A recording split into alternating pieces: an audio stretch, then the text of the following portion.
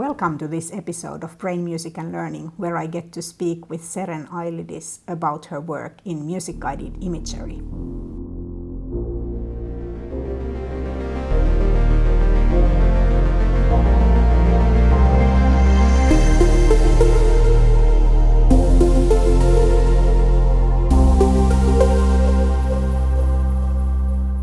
So, please tell me about your project. How long have you been working on your thesis?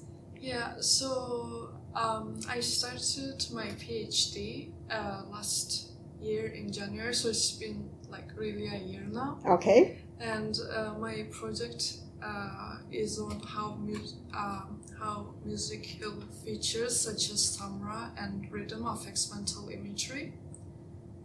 Wow, Yeah. That's amazing. So does it mean that they listen to music when they are imaging, or? Yes, that's our aim. So we are trying to extract musical features. So I chose rhythm and timbre for that because I try to go really way back to how music was developed and with like simple rhythms, repetitions, etc., and with different instruments. Yeah. So those are the main reasons I chose them. So we are taking those features, and while using behavioral experiments, we want we direct them to imagine something. Yeah. So it's more about directed mental imagery. Okay. And what are they supposed to imagine? It's so basically it's up to them, but we have a paradigm designed by my primary supervisor, Dr. Stefan Herf. And this imagination paradigm is basically a mountain that's showing afar, and that there would be a figure that would run up to the mountain. Yeah. But at some point they will stop, and the mountain, they will see it from afar. Okay. So at that point, while the music playing all throughout, they will be instructed to close their eyes and imagine the rest of the journey. Okay. So we are trying to see like how different musical features now affect this, because previous research by Herf and colleagues, they found that music influences vividness, sentiment, and content of imagery. So now we are delving more into like small scale musical features to see how this influences again. Wow, that's very interesting. It brings to my mind those studies where they look at different videos and then there is always the different music on the background. Yeah. So if you have a video of a person climbing a mountain and then you have this very scary music in the background, you are expecting something terrible to happen to this person. Or if you have this really happy music, so then it's like, yeah, he's having a fun day and so on. So what you see is not the only thing that is affecting the interpretation, but it's also the music, because the music is kind of part of the way of storytelling in movies. Yeah. We have all seen so many movies, so we know the certain kind of music is kind of leading towards some action or something like that. And there are these stereotypes of like horror movie music is very different from music that is in a children's movie, for example. Yeah. So do you think that it's happening already while they are watching still the part? Yes, because the video is also the same throughout the conditions. So, and in the conditions, the previous study used different music from classical era and jazz. So the content was changing every time. Sometimes there would be social interactions, like sometimes with certain type of music there would be robots even. Yeah. Yeah, so like it would always change with that. Yeah.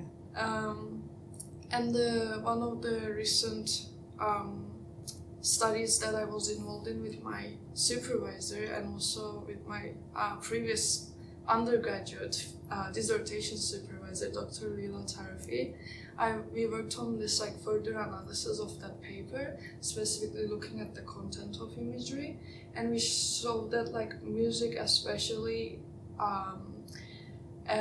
instilled more extended narratives compared to silence. rhythms. Okay. And also there were more social interactions, more affect, and yeah, like there were these kind of differences between music and silence. Yeah, that's very interesting. It kind of sounds like music helping us see better and imagine even outside of what we see. Yeah, I agree. Yeah. So if you think about the very old uses of music, like very primitive use of music, that's also very social. Yeah. So the whole group kind of seems to have like a common goal. So yeah. So let's start singing something very slow, because we have to put our babies to sleep and we will have to go to sleep soon. So let's have a very slow song, or let's have a very aggressive song, because we have this common goal of, going hunting or something like that. So we have to, have our pulse up and everything. So we do it via the music. Yeah, I guess it's more empowering. Yeah. So that is directly related to the parameters that you have chosen, the rhythm. Yes. Which is the most important predictor probably about how the music is going to affect people. Thank you so much for confirming that, because that was literally my idea. When I was proposing the research project, I went back to ritual word music, and got the most common features, which was, in my opinion, and also from personal experience, where I was playing South Korean percussion instruments in uni.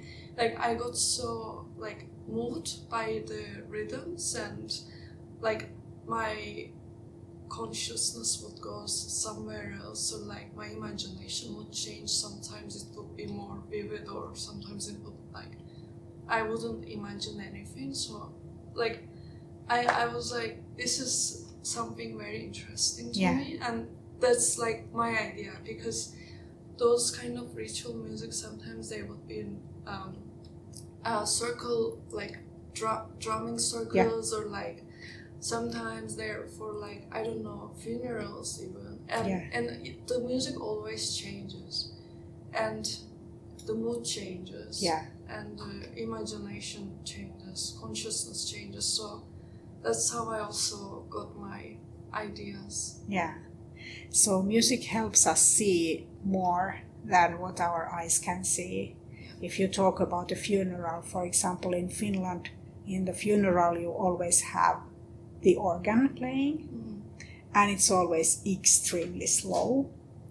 And then you are sitting there and you're looking at a coffin, but it's not actually the coffin. It's the personality of the person, and it's the end of the life of that person. So you need to see more than the coffin. You have to see the person's book closing. And if we didn't have the music, I'm not sure if we were able to see it. That's true. I guess it would be more verbal. Probably. Rather than just having a conversation with our inner thoughts. So that's really good point. And music is also able to stop us, because if there is no music, it's very rare for a person to sit still and not do anything and just let the feeling come. But when the music is there, you're kind of allowed to just, listen to the music, sit there, and maybe start having some thoughts or ideas or some images or something like that. But if you didn't have the music, you would be okay, what's going to happen next then? Are we busy now and we have to do something and so on? Yeah, it can really alleviate loneliness, and that's, even in COVID-19, there was some research that's been shown that music was really a friend. Yes. Yeah, and again, my supervisor did research on that recently, and it's shown that music in the thoughts of social interaction during imagery, decreased a sense of loneliness. And, there was an effect, and yeah, that is very fascinating to know, because like a lot of especially old people, they experience loneliness a lot. Yeah. So it would be really like really interesting to look more into that. Yeah. Probably. Yeah. Music brings other people to us because there is the composer and there is the writer and the singer and the band is there with you. And then if you are older, probably also those people whom you experienced the music with many times, like if you went dancing with your spouse or something like that, and then you hear the song again, it's like your spouse is there, even though that person might not be. Yeah. So. Yeah, and it's also like people have different kind of vividness of imagination. So sometimes people would really imagine their spouse weird being there, or like really having like positive emotions about it, while they're like they can't relate. Yeah.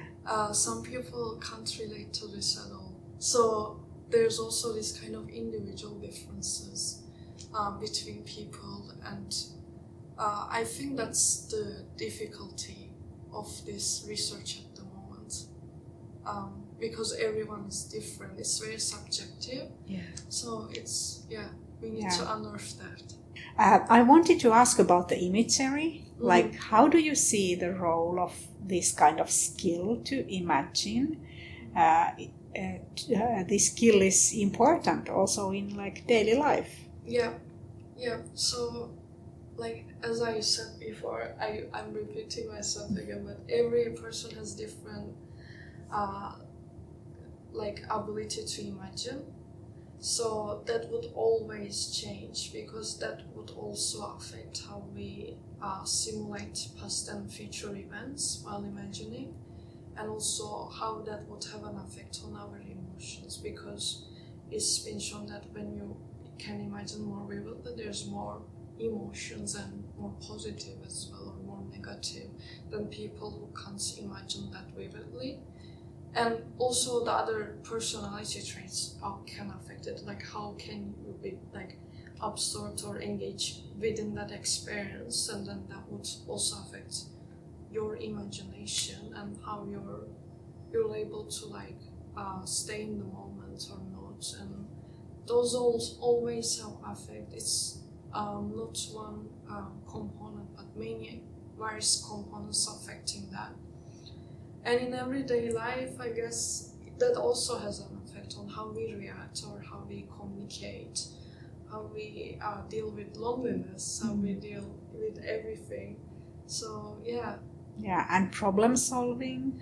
Yes. And probably also like well-being in more general, because if you have the tool of imagination to think about what could happen, what might happen, maybe it's also helpful to think about different alternatives for life situations, and you don't feel so much like you're against the wall and you only have one possibility or one option to choose. Yeah, definitely. Problem solving is a really important one, and that would like this ability of imagination also has a lot of effects on cognitive therapies because of that. Okay. Thank you so much for having me today. Thank It's you. been a pleasure. Thank you. It was wonderful to talk with you about your PhD project. Yes, you as well. Thank you.